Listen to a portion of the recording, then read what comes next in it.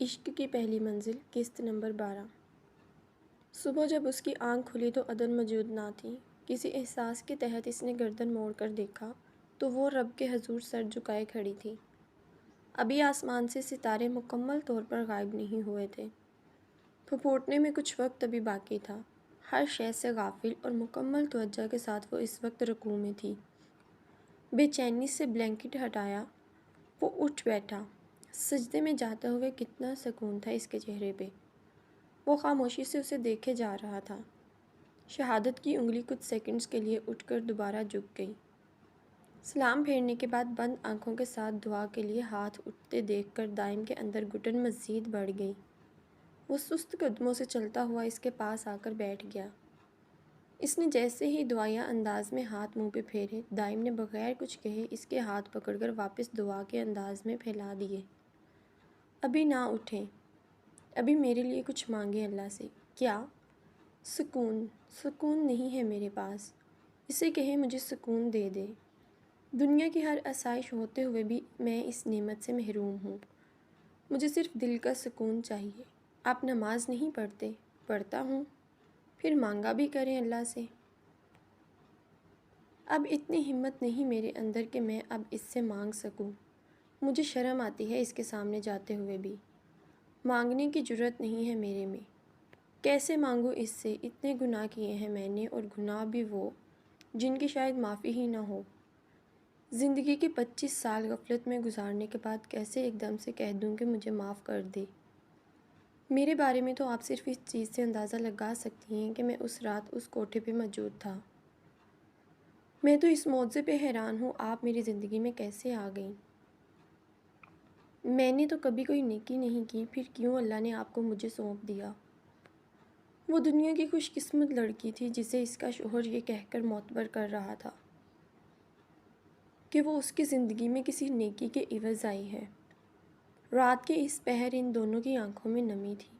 فرق صرف اتنا تھا کہ ایک کی آنکھوں میں تشکر کی جبکہ دوسرے کی آنکھوں میں ندامت کی۔ وہ اب بھی سر جھکائے اس کے ہاتھوں کی لکیروں کو دیکھ رہا تھا۔ اندر کی توڑ پھوڑ کا اندازہ اس کے چہرے سے ہو رہا تھا۔ عدن کے آنسو گالوں پر پھسل کر آئے، مگر وہ مرد تھا، اپنی آنکھوں کی نمی کو واپس اندر اتارنا جانتا تھا۔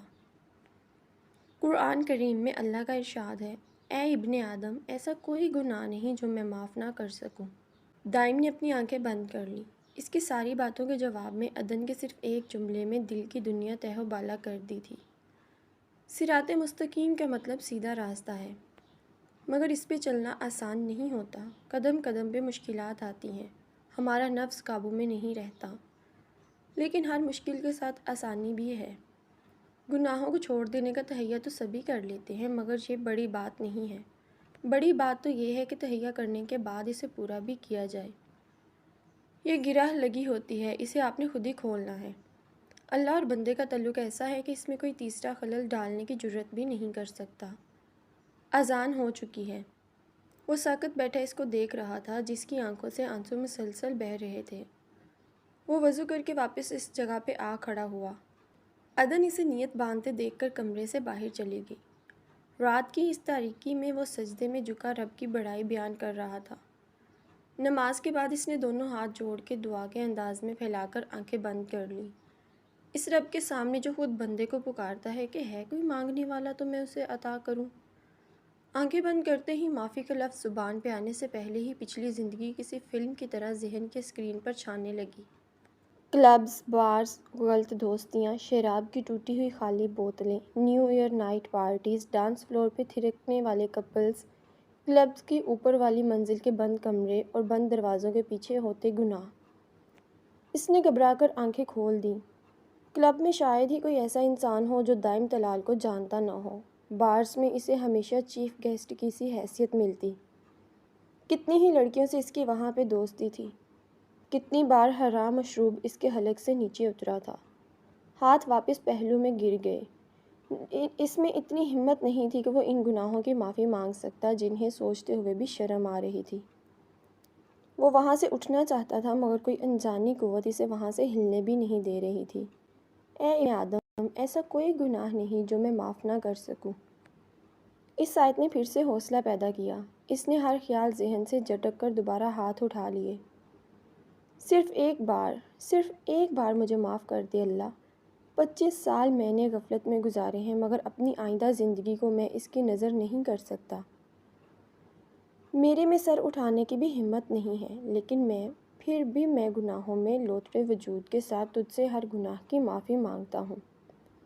میرے دل کی ہر کھوٹ کو ختم کر دے، میرے آنسوؤں کو اپنے لیے خالص کر لے۔ تیری رحمت ہمیشہ تیرے غضب پہ حاوی ہے۔ ہمیشہ کی طرح ایک بار پھر دائم تلال پہ نظر کرم کر۔ میں وعدہ کرتا ہوں میں کبھی اس غلط راہ کی طرف نہیں پلٹوں گا، بس مجھے راہ راست سے ہٹنے نہ دینا۔ گرہ کھل رہی تھی دل کی۔ گٹن نے بھی آنسوؤں کے ذریعے باہر کا راستہ دیکھ لیا تھا۔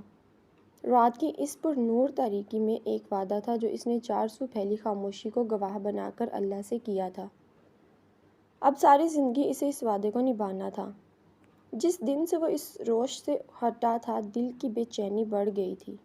گناہوں کی لذت بار بار خود تک آنے پہ مجبور کرتی، مگر اب اس وقت اس کے چہرے پہ پھیلا اطمینان اس بات کا گواہ تھا کہ دل کا زنگ اترنا شروع ہو چکا ہے۔ کچھ دیر بعد عدن اسے ناشتے کے لیے بلانے آئی تو وہ ڈریسنگ ٹیبل کے سامنے بالکل تیار کھڑا خود پہ پرفیوم سپرے کر رہا تھا۔ اسے ناشتے کا کہہ کر وہ ٹیبل پہ برتن سیٹ کرنے لگی۔ میں خود لے لوں گا، آپ بیٹھ کر ناشتہ کریں۔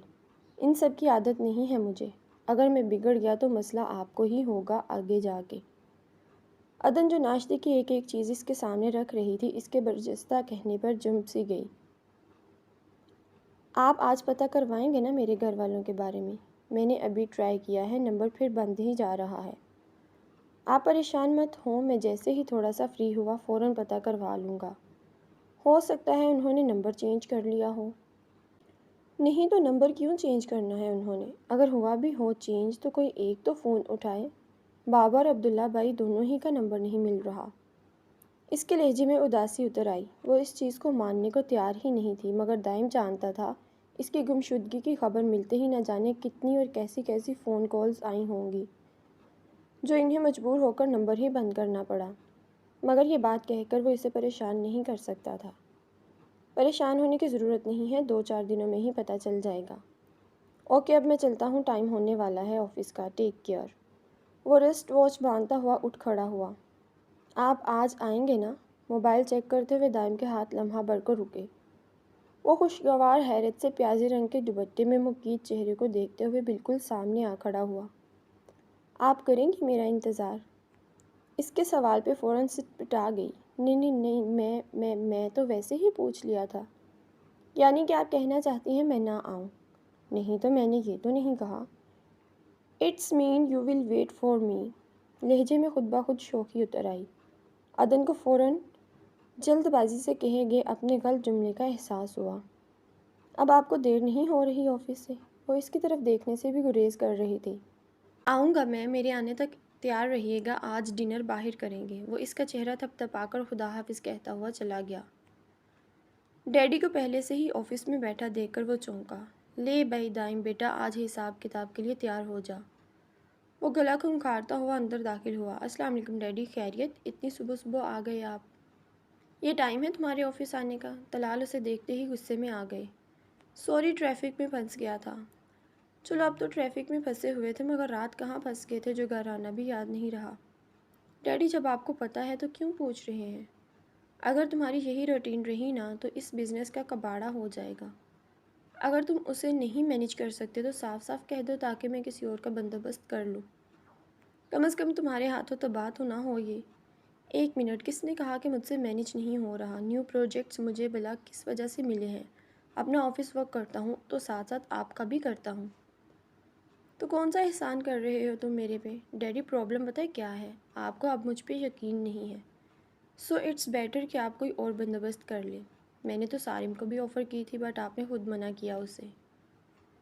دیکھو یہ سب ہی تم لوگوں کا ہے، اسے پوری ذمہ داری سے نبھاؤ۔ یہ مت سمجھنا میں کبھی تم سے لا علم تھا۔ سارا کی مخالفت کے باوجود میں نے ہر معاملے میں صرف تمہیں پریفر کیا، لیکن اس کا مطلب یہ نہیں ہے کہ تم میری نرمی سے ناجائز فائدہ اٹھاؤ۔ یہ جو آج کل تم نے نئی مصیبت پال لی ہے نا، اس سے جتنی جلدی ہو سکتا ہے جان چھڑوا لو، ورنہ مجھے بہت سے طریقے آتے ہیں تمہیں لائن پہ لانے کے۔ میں تمہارا باپ ہوں، تم میرے باپ بننے کی کوشش مت کرو۔ طلال ہاتھ میں پڑی فائل زور سے ٹیبل پر مارتے ہوئے باہر چلے گئے۔ اس نے آنے سے پہلے عدن کو فون کر کے تیار ہونے کا کہا، مگر اس کے گھر آنے تک وہ ابھی بھی تیار نہیں ہوئی۔ مجھے باہر نہیں جانا، ضروری تھوڑی ہے کہ باہر جا کر ہی ڈنر کرنا ہے۔ اس کے اندر اب بھی خوف موجود تھا کہ جیسے ہی وہ باہر نکلے گی سب کچھ پھر سے دہرایا جائے گا۔ ضروری ہے، بہت ضروری ہے، خاص طور پر آپ کے اس ڈر کو ختم کرنے کے لیے، اور اگر پھر کوئی ہوا تو میں کس لیے ہوں؟ صرف 5 منٹ ہیں، جلدی سے تیار ہو کر آئیں، پہلے شاپنگ کریں گے پھر ڈنر۔ کچھ دیر بعد وہ اچھے سے چادر اوڑھ کر باہر آئی، پریشانی اب بھی اس کے چہرے سے عیاں تھی۔ دائم اس سے جو بھی بات کرتا وہ آگے سے صرف ہوں ہاں میں جواب دے پاتی۔ شاپنگ مال کے باہر اترنے سے پہلے اس نے اچھی طرح ارد گرد دیکھا، پھر مضبوطی سے چادر تھامے باہر نکل آئی۔ اور کب تک کرنا ہے ایسا؟ وہ سینے پہ ہاتھ باندھے اس کے مقابل آ کھڑا ہوا۔ کیا؟ عدن نے ناسمجھی سے اسے دیکھا۔ آپ تو ایسے ریئیکٹ کر رہی ہیں جیسے میں آپ کو اغوا کر کے لایا ہوں۔ کم آن یار، میں آپ کے ساتھ ہوں، بی بریو، کچھ نہیں ہوگا۔ اگر آپ اسی طرح کرتی رہیں گی تو کیسے موو کریں گی دنیا میں؟ یہاں پہ کوئی اتنا فارغ نہیں ہے کہ ہم پہ چیک رکھتا پھرے۔ جب میں آپ کے ساتھ ہوں تو کس سے ڈرنے یا گھبرانے کی ضرورت نہیں ہے۔ اوکے چلے آئیں، پہلے شاپنگ کرتے ہیں پھر ڈنر کریں گے۔ وہ اس کا ہاتھ تھامتا ہوا اندر کی جانب بڑھا۔ شاپنگ کرتے ہوئے وہ جس چیز میں بھی اس کی چوائس پوچھتا، عدن صرف سر ہلانے پہ اکتفا کرتی۔ یہ ساری چیزیں میں نے یوز نہیں کرنی، نہ ہی یہ ساڑی میں نے باندھنی ہے، اس لیے جو لینا ہے وہ خود لے، اب میں بالکل نہیں بولوں گا۔ دائم کے کہنے پہ ساڑی کو دیکھتے ہوئے بے ساختہ مسکراہٹ اس کے چہرے پہ آئی۔ ملا کر اس کے بجائے وہ خود چیزیں پسند کرنے لگی۔ اس کو مسکراتے دیکھ کر دائم نے سکون کا سانس لیا۔ وہ اس لیے اسے بھیڑ والی جگہ پہ لانا چاہتا تھا تاکہ نئے چہرے دیکھ کر اس میں موجود وہ ڈر اور خوف کسی طرح ختم ہو جائے جو کل رات اس کے چہرے پہ تھا۔ جب 2 گھنٹے بعد وہ شاپنگ سے فارغ ہوئے تو اپنے پیچھے دائم کی نام کی پکار سنتے ہی ان دونوں نے بے ساختہ پیچھے مڑ کر دیکھا، مگر عدن کو دیکھتے ہی سامنے آتا وجود ٹھٹک کر اپنی جگہ پر رک گیا۔ Hi Asad, how are you? I am fine, تم کیسے ہو؟ اس کی نظریں اب بھی عدن پہ تھیں، جس نے چادر کا پلو چہرے پہ مزید آگے کر لیا۔ اس نے جانتے ہوئے بھی عدن کا تعارف ضروری سمجھا، مگر دائم کے منہ سے نکلنے والے الفاظ سن کر وہ ساکت ہو گیا۔ شی از مائی وائف اینڈ عدن، یہ سیاست میں ڈیڈی کے روایتی حریف کا بیٹا ہے، اسد لغاری، اور میرا فیلو بھی۔ کیا تمہاری وائف؟ تم نے شادی کروا لی اور بتایا بھی نہیں؟ کیوں، تم میرے کیا لگتے تھے جو میں اسپیشل تمہیں انوائٹ کرتا اور بتاتا کہ میری شادی ہو رہی ہے؟ وہ اسد کی فطرت سے اچھی طرح واقف تھا، اس لیے لہجے میں خود بخود تلخی اتر آئی۔ چلو دوست نہ سہی دشمن ہی سہی، ایک بار منہ میٹھا کروانے کا حق تو بنتا تھا نا۔ اس کی نظریں اب بھی چادر میں لپٹی اس لڑکی پہ تھی جسے وہ پہلی نظر میں ہی پہچان گیا تھا۔ اچھا یار، تم نے نہیں کروایا، میں خود ہی مٹھائی لے کر انکل کو مبارکباد دینے آ جاؤں گا۔ میرے خیال میں تم مبارکباد کی بجائے اپنے ڈیڈی کے ساتھ الیکشن پہ توجہ دو تو زیادہ بہتر ہے۔ Okay bye. وہ اسے وہیں چھوڑ کر عدن کے ساتھ باتیں کرتا مال سے باہر نکل گیا، یہ جانے بغیر کہ کوٹھے پہ اس رات تماشائیوں کی قطار میں اسد لغاری بھی موجود تھا۔